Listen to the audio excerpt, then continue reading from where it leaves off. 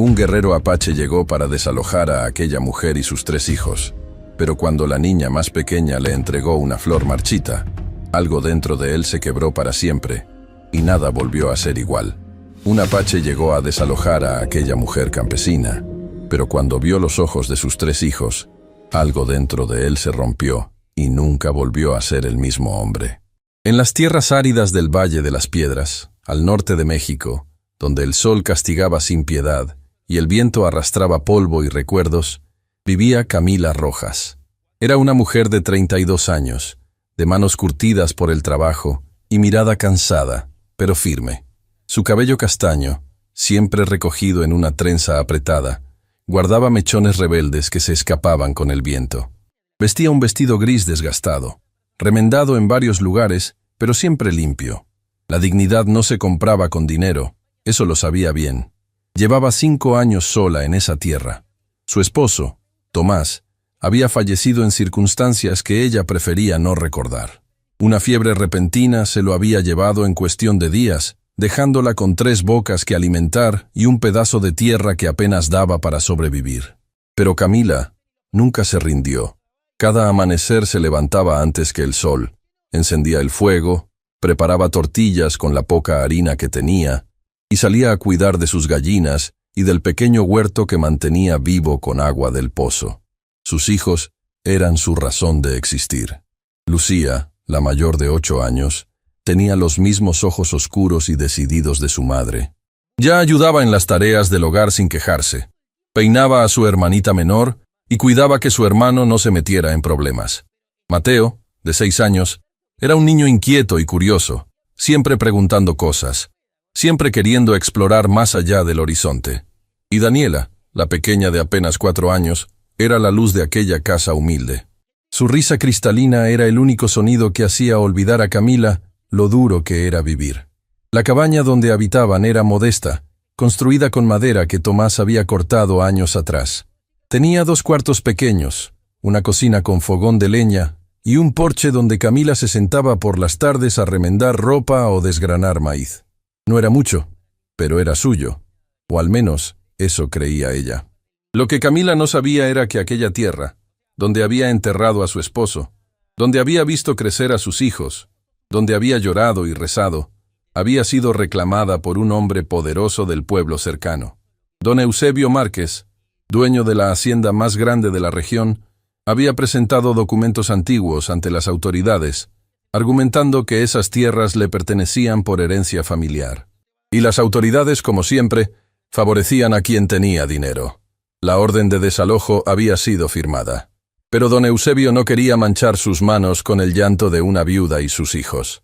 Para eso, había contratado a alguien que no tuviera escrúpulos, alguien que infundiera miedo, alguien que la gente del pueblo temía solo con escuchar su nombre. Nayen.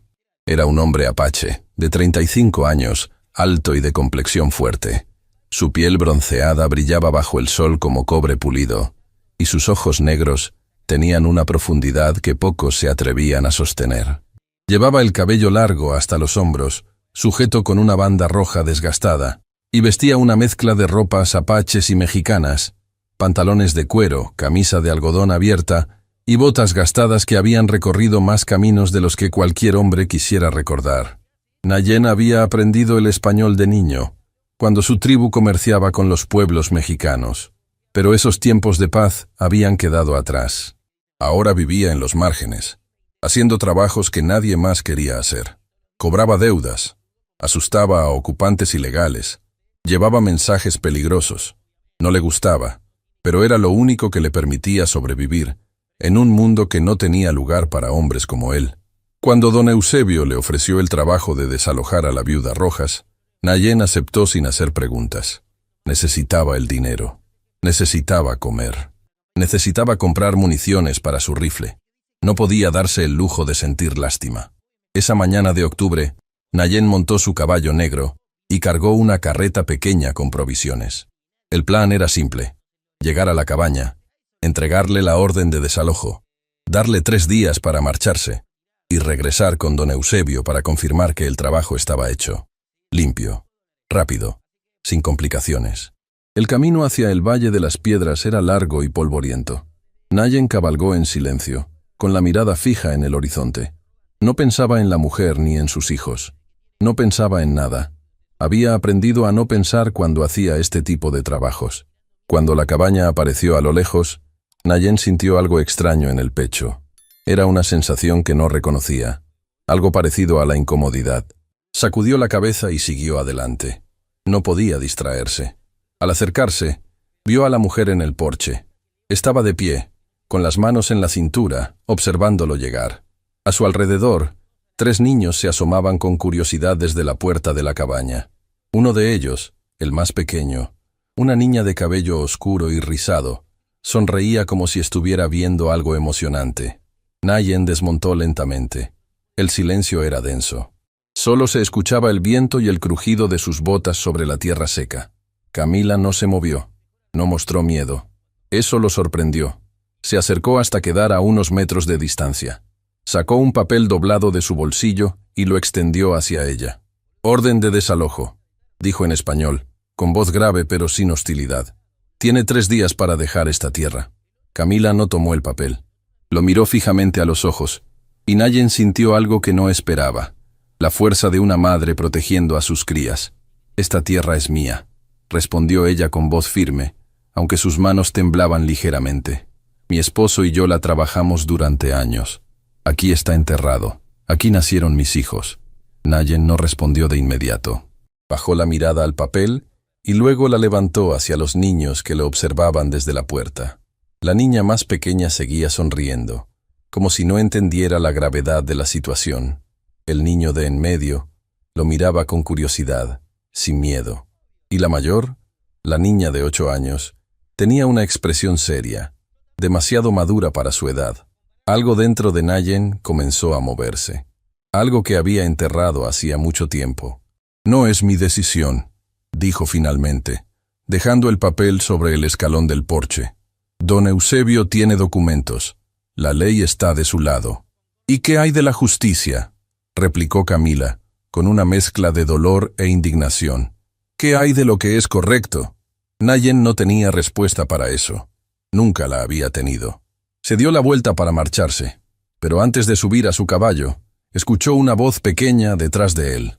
«Señor, ¿usted es apache?». Era el niño. Mateo. Lo miraba con ojos llenos de fascinación, sin un ápice de miedo. Nayen se detuvo. Giró lentamente y asintió. «¿Es cierto que los apaches pueden escuchar el viento hablar?», preguntó el niño con inocencia. Por primera vez en años, Nayen sintió algo parecido a una sonrisa, intentando formarse en sus labios. Pero la reprimió. «A veces», respondió simplemente. Montó su caballo y se alejó sin mirar atrás. Pero mientras cabalgaba de regreso, la imagen de aquellos 3 niños no lo dejaba en paz. Especialmente los ojos de la pequeña Daniela, que lo habían mirado como si él fuera alguien digno de confianza. Como si él fuera bueno. Esa noche, Nayen no pudo dormir, y por primera vez en mucho tiempo, se preguntó si el dinero valía realmente la pena. Los 3 días se arrastraron como si fueran 3 años. Camila no dormía, no comía, solo pensaba en cómo proteger a sus hijos de un destino incierto. Lucía notaba la desesperación en su madre e intentaba ayudar más en las tareas, sin decir nada. Mateo hacía menos preguntas. Y Daniela, la pequeña, dejó de sonreír tanto. Camila lo intentó todo. Fue al pueblo más cercano, San Pedro del Monte, para pedir ayuda al padre Julián. El anciano sacerdote la recibió con compasión, pero sus manos estaban atadas. Don Eusebio era el mayor donante de la iglesia, y confrontarlo significaba perder el sustento de la parroquia. Con lágrimas en los ojos, el padre prometió rezar por ella. Pero las oraciones no detendrían el desalojo. Después, Camila buscó al alcalde, don Arturo Salinas, un hombre de mediana edad con bigote pomposo y mirada evasiva. La recibió en su oficina, pero apenas la dejó hablar. Los documentos de don Eusebio eran legítimos, dijo. No había nada que hacer. Cuando Camila mencionó que tenía 3 hijos pequeños, que no tenía a dónde ir, don Arturo solo suspiró y dijo que lo lamentaba, pero que la ley era la ley. En realidad, la ley era para quien tenía dinero. Eso Camila siempre lo había sabido, pero saberlo no hacía más fácil aceptarlo. De regreso a la cabaña, reunió valor para hablar con sus hijos. Se sentó con ellos en el suelo de madera de la sala, a la luz débil de una vela, e intentó explicarles que tal vez tendrían que irse. Lucía no lloró, pero sus ojos se llenaron de una tristeza profunda. Mateo preguntó si podrían llevarse las gallinas. Daniela, sin entender completamente, solo abrazó a su madre y susurró: «No quiero irme de aquí, mamá». Camila sintió que el corazón se le destrozaba, pero no podía mostrar debilidad. No ahora. Mientras tanto, en las montañas cercanas, Nayen pasaba los días intranquilo. Montaba y desmontaba su rifle, limpiaba sus armas, reparaba arreos, cualquier cosa para mantener la mente ocupada, pero no funcionaba. La imagen de aquella mujer y sus 3 hijos no salía de su cabeza. Nayen había crecido en una tribu apache del norte, donde había aprendido los valores del honor, la lealtad y la protección a los más débiles. Pero la vida lo había endurecido. Había visto a su propia familia destruirse por conflictos entre tribus y colonizadores. Había perdido hermanos, primos, amigos. Eventualmente, decidió que era más fácil no sentir nada, no pertenecer a nadie, no importarle nada. Pero ahora, aquellos 3 rostros infantiles habían despertado algo que él creía muerto. En la noche del segundo día, Nayen encendió una fogata pequeña y se sentó a contemplar las llamas. El viento soplaba fuerte, trayendo consigo el olor a tierra seca y artemisa. Cerró los ojos e intentó escuchar lo que el viento decía, como el niño le había preguntado. Y por primera vez en años, escuchó una voz. No era externa, venía de dentro de él, una voz que decía: «Ya no eres ese hombre que lo perdió todo. Puedes elegir quién quieres ser». Nayen abrió los ojos abruptamente. Sacudió la cabeza. Se estaba volviendo sentimental, pensó. Necesitaba terminar el trabajo y seguir adelante. En la mañana del tercer día, montó su caballo y volvió a la cabaña de Camila. Esta vez traía la carreta vacía, lista para llevar las pertenencias de la familia, como don Eusebio había ordenado. Cuando llegó, encontró una escena que no esperaba. Camila estaba en el patio, cavando. Los niños estaban sentados en el porche, observando en silencio. Nayen desmontó y se acercó despacio. «¿Qué está haciendo?», preguntó, aunque ya sabía la respuesta. Camila dejó de cavar y lo miró. Su rostro estaba sucio de tierra, y las lágrimas habían dejado rastros en sus mejillas, pero su expresión era de pura determinación. «Si voy a salir de aquí», dijo con voz temblorosa pero firme, «no voy a dejar a mi esposo solo. Me lo llevaré conmigo». Nayen sintió algo oprimirse en su pecho. Ella estaba desenterrando los restos de su marido. Prefería cargar con sus huesos antes que abandonarlo en aquella tierra que pronto pertenecería a otro. Se quedó en silencio. No sabía qué decir. Nunca había conocido a alguien con tanta fuerza, y al mismo tiempo, tanta fragilidad. Lucía bajó del porche y se acercó a Nayen. Lo miró con aquellos ojos serios y demasiado maduros. «¿Usted tiene hijos, señor?», preguntó la niña. Nayen tragó saliva. «No». «Entonces no sabe lo que es tener una familia», continuó Lucía, con una sabiduría que no correspondía a sus 8 años. «No sabe lo que es tener un lugar que es tuyo, un lugar donde te sientes segura». Sus palabras atravesaron a Nayen como flechas, porque él sí sabía. Él había tenido eso una vez, y lo había perdido todo. Mateo también se acercó. «Usted no parece mala persona, señor Apache», dijo el niño. «Mi mamá dice que las personas buenas siempre ayudan a quien lo necesita». Y entonces Daniela, la pequeña de 4 años, caminó hasta Nayen y extendió la mano, ofreciéndole una flor silvestre que había recogido. «Para usted», dijo con una sonrisa tímida. Nayen miró la flor. Era pequeña, amarilla, medio marchita, pero en ese momento era la cosa más valiosa que alguien le había dado en años. La tomó con cuidado, como si fuera el tesoro más frágil del mundo. Y en ese instante, algo dentro de él se quebró definitivamente. Miró a Camila, que aún estaba de pie junto a la zanja que había empezado a cavar. Miró a los 3 hijos, que lo observaban con una mezcla de esperanza y miedo. Y tomó una decisión que lo cambiaría todo. «Pare», dijo Nayen con voz firme. «No cabe más». Camila lo miró confundida. «Pero usted dijo...» «Sé lo que dije», interrumpió Nayen. Pero ahora estoy diciendo otra cosa. Usted no se va a ir de aquí. El silencio que siguió fue absoluto. Hasta el viento pareció dejar de soplar. No entiendo, murmuró Camila. Nayen guardó la flor dentro del bolsillo de su camisa, bien cerca del corazón. Voy a hablar con don Eusebio. Voy a encontrar la manera de resolver esto. Pero usted y sus hijos no van a salir de esta tierra. No mientras yo pueda hacer algo al respecto. Por primera vez en 5 años, Camila sintió algo parecido a la esperanza. Pero también tenía miedo de creer. ¿Por qué?, preguntó con la voz quebrada. ¿Por qué haría esto por nosotros? Nayen miró a los 3 hijos una vez más. Después miró a Camila. Porque alguien tiene que hacer lo correcto. Y tal vez todavía quede algo bueno en mí. Antes de partir, se arrodilló frente a los niños y dijo: «Cuiden a su madre. Es la mujer más valiente que he conocido». Y con esas palabras, montó su caballo y partió, dejando atrás una familia que empezaba a creer que los milagros todavía existían. Y llevando consigo una flor amarilla que, sin saberlo, había plantado la semilla de algo mucho más grande. La redención de un hombre que había olvidado lo que era sentir. El camino de regreso hacia San Pedro del Monte se sentía diferente esta vez.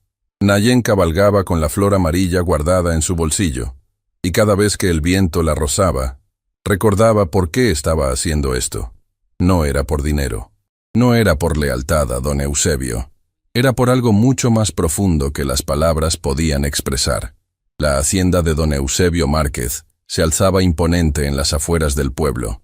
Muros blancos, tejas rojas, ventanas amplias con cortinas de encaje. Todo gritaba poder y abundancia. Los trabajadores se inclinaban cuando el patrón pasaba. Las mujeres bajaban la mirada. Así funcionaba ese mundo. Nayen desmontó frente a la entrada principal. Un empleado lo miró con desprecio. «Los de tu clase entran por atrás», dijo el hombre, escupiendo cerca de las botas de Nayen. Nayen no respondió. Simplemente caminó hacia la puerta principal y golpeó con fuerza. 1, 2, 3 veces. Don Eusebio abrió personalmente, con una copa de vino en la mano y expresión de fastidio. Era un hombre de 60 años, barriga prominente, anillos de oro en los dedos. Su rostro mostraba la arrogancia de quien nunca había tenido que pedir nada. «Ah, el apache», dijo con tono burlón. «¿Ya terminaste el trabajo?» «Necesito hablar con usted», respondió Nayen, manteniéndose firme. Don Eusebio soltó una carcajada seca. «¿Hablar? Tú no estás aquí para hablar, estás aquí para obedecer. ¿Desalojaste a la mujer o no?» «No lo hice». El silencio que siguió fue denso como el barro. Don Eusebio entrecerró los ojos. «¿Perdón?» «No voy a desalojarla», repitió Nayen, con voz tranquila pero firme. «Esa mujer tiene 3 hijos pequeños. No tiene a dónde ir. Es su hogar». La cara de don Eusebio se enrojeció. Dejó la copa sobre una mesa cercana con un golpe seco. «Te pagué por un trabajo sencillo. Y ahora vienes a decirme que te niegas». «Vengo a proponerle algo diferente», dijo Nayen. «Déjela quedarse. Yo le pagaré el valor de la tierra. Con el tiempo». Don Eusebio lo miró como si acabara de decir la mayor estupidez del mundo. Y luego se rió. Una risa fuerte, humillante que resonó en las paredes. «¿Tú? ¿Pagarme?» Se secó las lágrimas de tanto reír. Un apache sin tierra, sin familia, sin nada. «¿Cómo piensas pagarme?» Nayen apretó los puños, pero mantuvo la compostura. «Trabajaré para usted. Haré lo que sea necesario. Pero no desalojaré a esa familia». Don Eusebio dejó de reír. Su expresión se volvió fría, calculadora. «¿Sabes qué creo? Creo que esa mujercita te ablandó el corazón. Patético». Dio unos pasos alrededor de Nayen, como un depredador evaluando a su presa. «Pero ya que insistes en ser noble», continuó con sarcasmo, «déjame contarte algo interesante sobre esa tierra. Esos documentos que presenté ante las autoridades no son solo papeles viejos. Son legítimos. Esa tierra perteneció a mi abuelo. Y antes de eso...» Hizo una pausa dramática. «Pertenecía a tu gente». Nayen sintió que algo se movía dentro de su pecho. «¿Qué?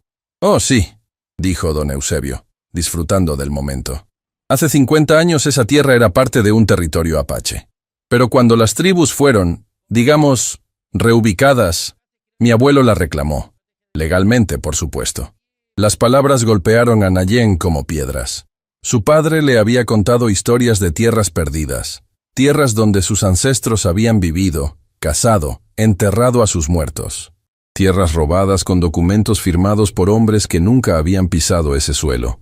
Así que verás, continuó don Eusebio, técnicamente estoy recuperando lo que siempre fue mío, y esa mujer no es más que una intrusa, al igual que todos los que vivieron ahí antes.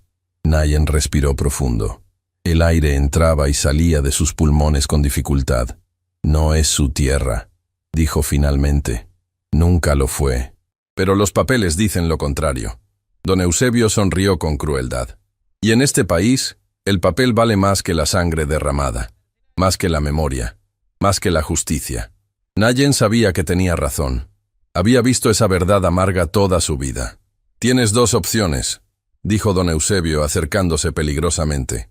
Terminas el trabajo que te pagué, o me encargaré de que nunca más consigas trabajar en esta región. Te hundiré tanto que desearás haberte quedado en tus montañas. Nayen no se movió. No retrocedió. Miró a don Eusebio directamente a los ojos. Haga lo que tenga que hacer, pero yo no tocaré a esa familia. Don Eusebio apretó la mandíbula. No estaba acostumbrado a que le dijeran que no, especialmente a alguien como Nayen. Bien, dijo finalmente, con voz peligrosamente calmada. Si tú no lo harás, encontraré a otros que sí lo hagan. Y créeme, no serán tan considerados como tú. Se dio la vuelta y entró a su casa, dejando a Nayen parado en la entrada. Nayen regresó a su caballo con el corazón pesado. Había fracasado. Don Eusebio no tenía compasión, no tenía humanidad. Y ahora, esa familia enfrentaría algo peor que un desalojo silencioso. Mientras cabalgaba de regreso, el sol comenzaba a ponerse, pintando el cielo de naranjas y rojos, colores de fuego, colores de guerra. Nayen tocó la flor en su bolsillo. Ya estaba más seca, más frágil, pero seguía ahí. No podía rendirse. No ahora. Llegó a la cabaña de Camila cuando ya oscurecía. Ella estaba en el porche, meciendo a Daniela que lloraba bajito. Al ver a Nayen, sus ojos se iluminaron con esperanza. ¿Qué dijo?, preguntó, poniéndose de pie. Nayen desmontó despacio. No quería mentirle, pero tampoco quería destruir la poca esperanza que tenía. No aceptó, dijo finalmente. Los hombros de Camila se hundieron. Las lágrimas que había estado conteniendo comenzaron a rodar por sus mejillas. 1, 2, 3, como pequeños ríos de desesperación.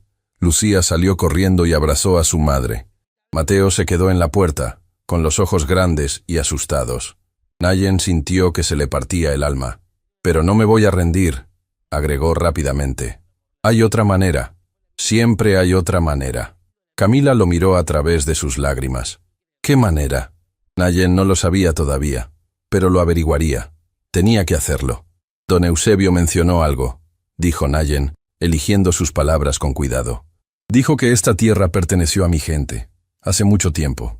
Camila parpadeó, confundida. ¿Tu gente? Los apaches, explicó Nayen. Antes de que nos quitaran todo, antes de que los papeles dijeran que no nos pertenecía.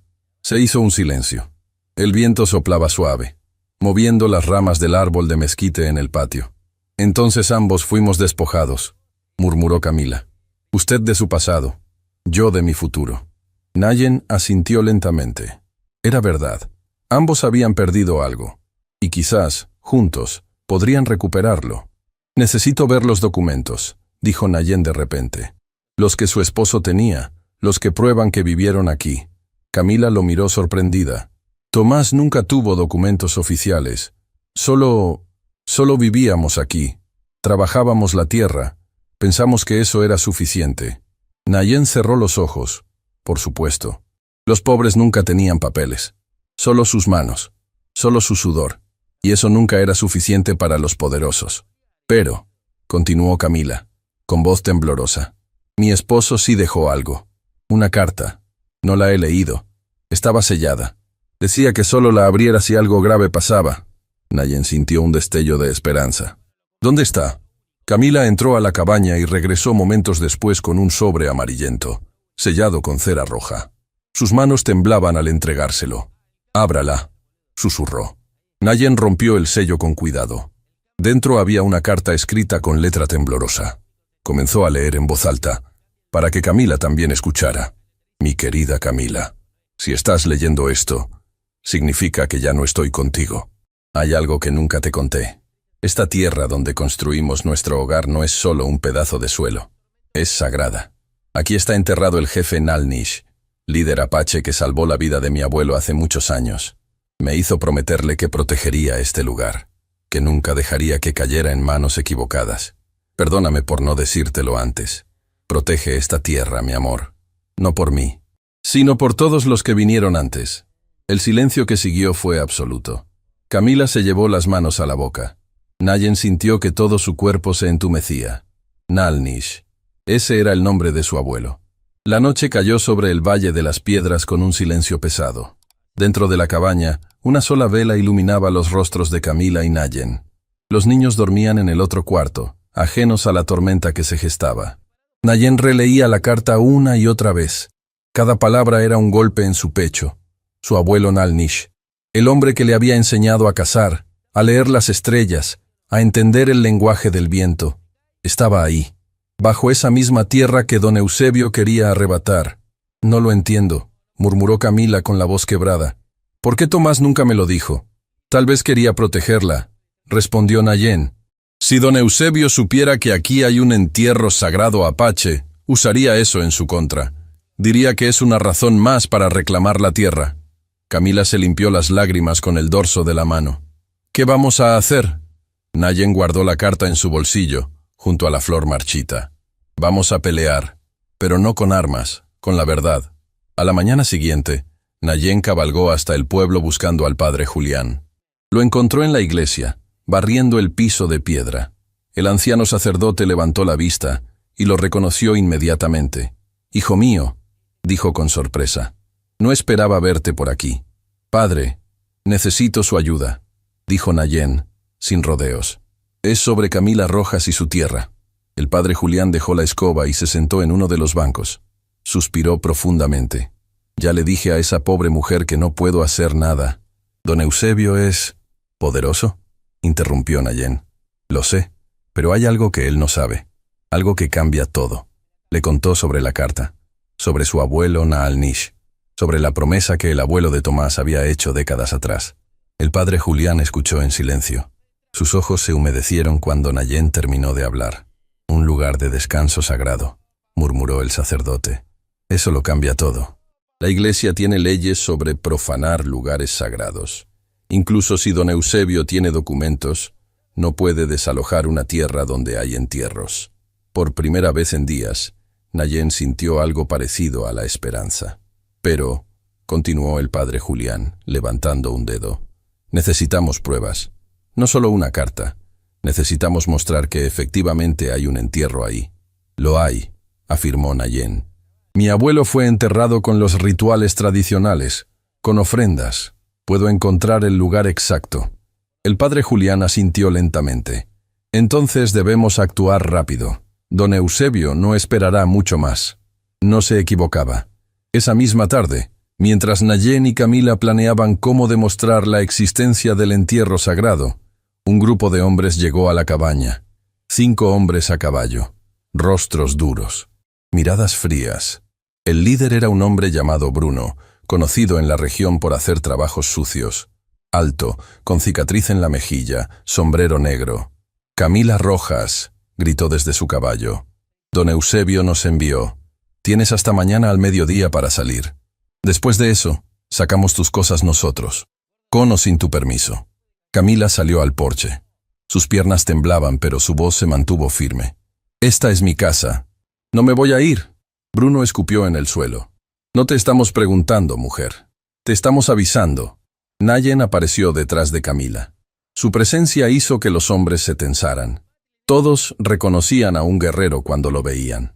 «Ella no se va», dijo Nayen con voz tranquila pero letal.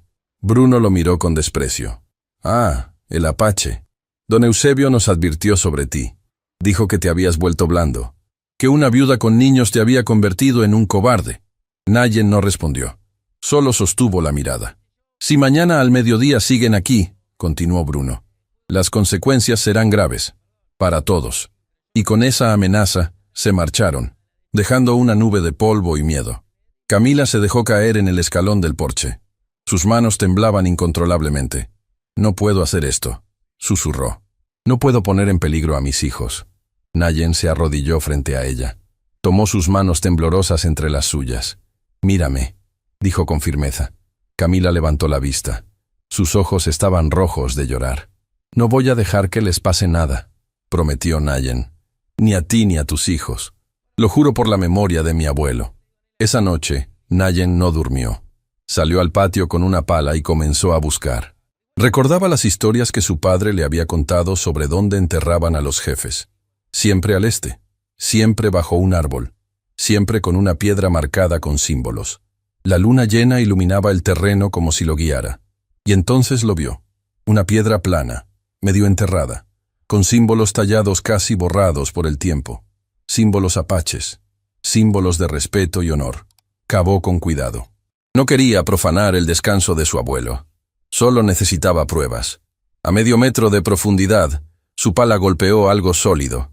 Con las manos desnudas, removió la tierra. Y ahí estaba. Un collar de cuentas ceremonial. Exactamente como su padre lo había descrito. Nayen lo sacó con reverencia.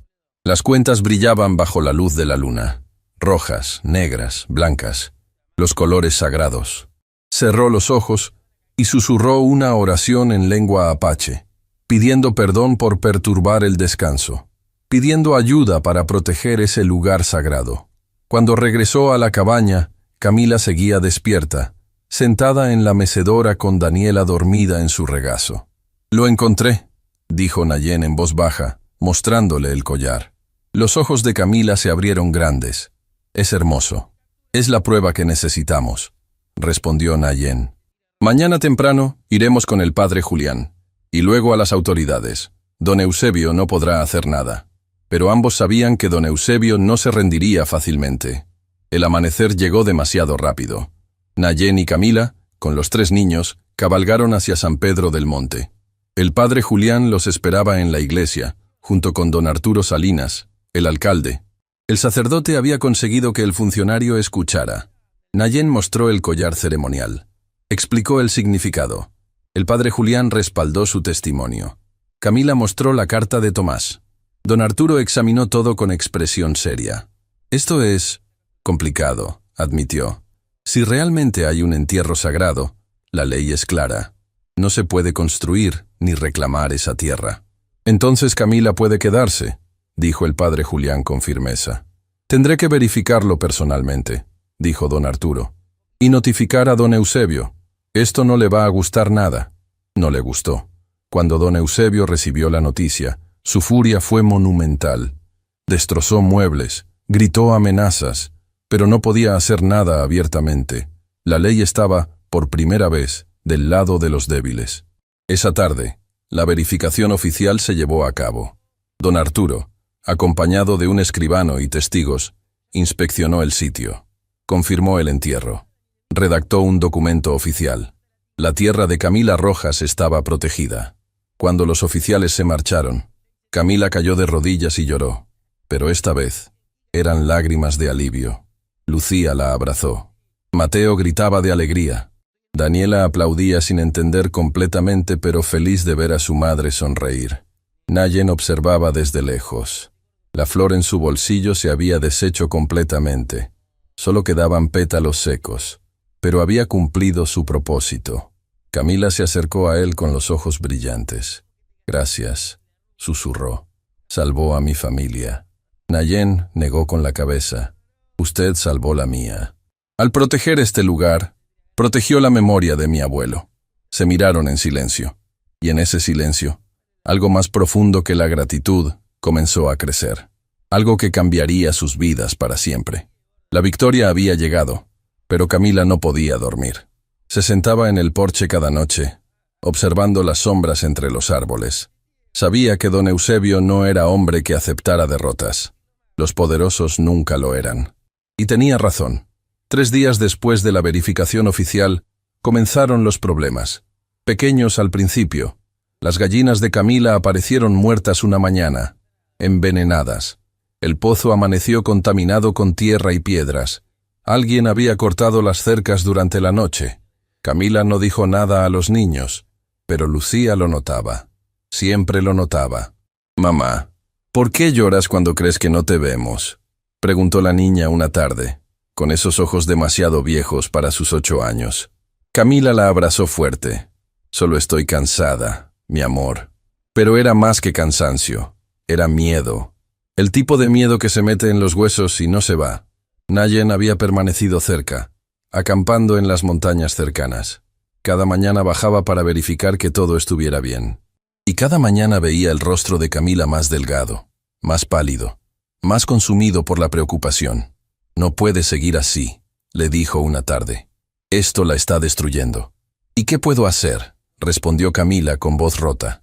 «Gané la tierra, pero perdí la paz. Mis hijos tienen miedo de dormir. Yo tengo miedo de cerrar los ojos». Nayen apretó los puños. Don Eusebio estaba haciendo exactamente lo que quería: quebrar el espíritu de Camila sin ensuciarse las manos directamente. Esa noche, Nayen cabalgó hasta la hacienda. Pero no entró. Se quedó afuera, en las sombras, observando. Y lo que vio lo sorprendió. Don Eusebio estaba solo en su estudio. Sin sirvientes. Sin guardias. Solo un hombre anciano sentado frente a un retrato en la pared. El retrato de una mujer joven con vestido blanco. Y estaba llorando. Nayen nunca había visto a un hombre tan poderoso verse tan roto. Al día siguiente, el padre Julián visitó a Nayen con noticias inesperadas. «Necesitas saber algo sobre don Eusebio», dijo el sacerdote, sentándose con dificultad. «Algo que poca gente conoce». Le contó la historia. Hace 30 años, don Eusebio había tenido una hija, su única hija. Se llamaba Elena. Era su luz, su razón de vivir. Pero cuando tenía 7 años, se enfermó. Una fiebre que los doctores no pudieron curar. Don Eusebio había intentado todo. Había gastado fortunas en médicos, en tratamientos, en promesas a santos. Pero nada funcionó. Elena falleció en sus brazos una noche de octubre, preguntando si volvería a jugar mañana. Desde ese día, don Eusebio se había convertido en el hombre que era ahora. Duro, cruel, acumulando tierras y riquezas, como si eso pudiera llenar el vacío que su hija había dejado. «Por eso odia tanto ver familias felices», explicó el padre Julián. «Le recuerdan lo que perdió, lo que nunca podrá recuperar». Nayen escuchó en silencio. Y por primera vez, sintió algo extraño hacia don Eusebio. No era compasión exactamente, pero sí, comprensión. Ambos habían perdido algo irreemplazable. La diferencia era cómo habían elegido vivir con ese dolor. Esa tarde, Nayen hizo algo que nadie esperaba. Fue a la hacienda, golpeó la puerta, y cuando don Eusebio abrió, con expresión de furia preparada, Nayen simplemente dijo: «Necesitamos hablar, de verdad hablar». Don Eusebio casi cerró la puerta, pero algo en los ojos de Nayen lo detuvo. Después de un momento largo, se hizo a un lado. Se sentaron en el estudio. El mismo lugar donde Nayen había sido humillado semanas atrás. Pero ahora el ambiente era diferente. «Sé lo de su hija», dijo Nayen directamente. «Lo siento». Don Eusebio se tensó. «¿Quién te dio permiso de hablar de ella?» «Nadie», respondió Nayen. «Pero entiendo el dolor. Yo también perdí familia. Toda mi tribu fue dispersada. Vi morir a mi madre, a mis hermanos. Sé lo que es despertar cada día sintiendo que te falta la mitad del alma». Don Eusebio lo miró fijamente. Por primera vez, no con desprecio, sino con algo parecido al reconocimiento. «¿Y cómo vives con eso?», preguntó el hombre mayor con voz ronca. «No lo hacía», admitió Nayen. «Me convertí en alguien vacío, sin propósito, hasta que conocí a esa familia, esos 3 niños. Vi en ellos lo que podría haber sido, lo que todavía puede ser». Silencio. El reloj de pared marcaba los segundos. Cada tic sonaba como un latido. «¿Sabes qué edad tendría Elena hoy?», murmuró don Eusebio. 37. Tal vez tendría hijos propios. Tal vez yo sería abuelo. Se limpió los ojos rápidamente, avergonzado de mostrar debilidad. «Pero destruir a esa familia», continuó Nayen con firmeza, «no traerá de vuelta a su hija. Solo creará más dolor, más vacío». Don Eusebio se quedó callado durante largo rato. Luego se levantó y caminó hacia el retrato de Elena. Lo observó como si buscara respuestas en esos ojos pintados. «¿Qué querías de mí?», preguntó finalmente sin voltear. «Que deje en paz a Camila y sus hijos», respondió Nayen. «Que el acoso termine, que puedan vivir sin miedo». Don Eusebio respiró profundo. «¿Y a cambio?». «Nada», dijo Nayen. «No le estoy pidiendo favores, le estoy pidiendo humanidad». El hombre mayor se giró lentamente. Sus ojos estaban rojos. «Si lo hago, si los dejo en paz, eso me convierte en menos monstruo. Lo convierte en el hombre que su hija habría querido que fuera», respondió Nayen con firmeza. Esas palabras golpearon a don Eusebio como un rayo. Se dejó caer en su silla, cubriéndose el rostro con las manos.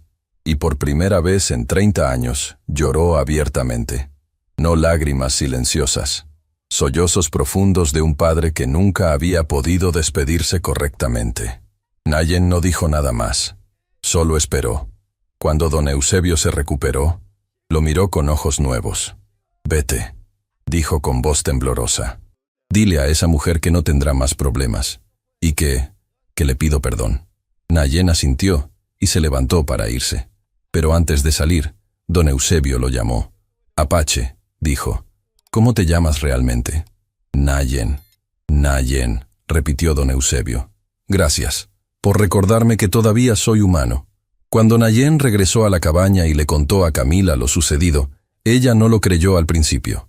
Pero los días pasaron, y los problemas se detuvieron. Las amenazas cesaron. El pueblo comenzó a tratarla con respeto. Un mes después, don Eusebio hizo algo que nadie esperaba.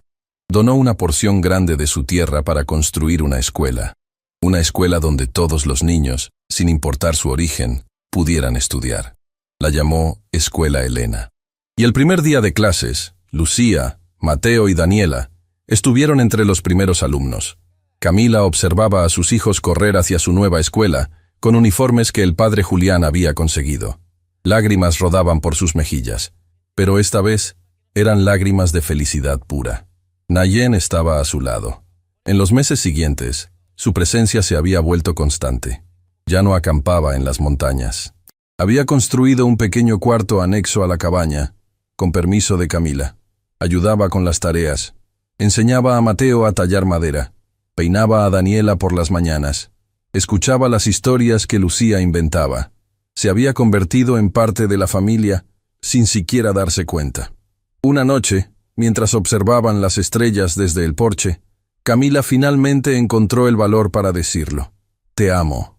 Nayen giró la cabeza bruscamente. Sus ojos se encontraron con los de ella. «Desde el día que decidiste ayudarnos cuando no tenías ninguna razón para hacerlo», continuó Camila, con voz temblorosa pero firme. «Desde que viste a mis hijos no como carga, sino como bendición. Te amo». Nayen sintió que algo se abría en su pecho, algo que había estado cerrado durante tanto tiempo que había olvidado que existía. «Yo también te amo», susurró. «A ti, a Lucía, a Mateo, a Daniela. Son mi familia ahora». Se besaron bajo las estrellas, mientras el viento apache susurraba bendiciones antiguas. Un año después, el padre Julián los casó en la iglesia de San Pedro del Monte. Don Eusebio asistió a la ceremonia, sentado en la última banca, con lágrimas silenciosas. Había enviado regalos para los niños y flores para la novia. La redención aprendieron todos ese día. Nunca era demasiado tarde. Nayen y Camila vivieron en aquella tierra el resto de sus días. Tuvieron más hijos. Vieron a Lucía convertirse en maestra, a Mateo en constructor, a Daniela en sanadora. Y cada año, en el aniversario de cuando Nayen llegó por primera vez a desalojarlos, colocaban flores amarillas sobre la tumba del jefe Nalnish, agradeciendo al abuelo que, desde más allá del tiempo, había protegido el amor que cambió dos mundos. Porque así funciona el verdadero amor. No destruye, construye, no divide, une. Y cuando llega en el momento más oscuro, ilumina todo lo que toca.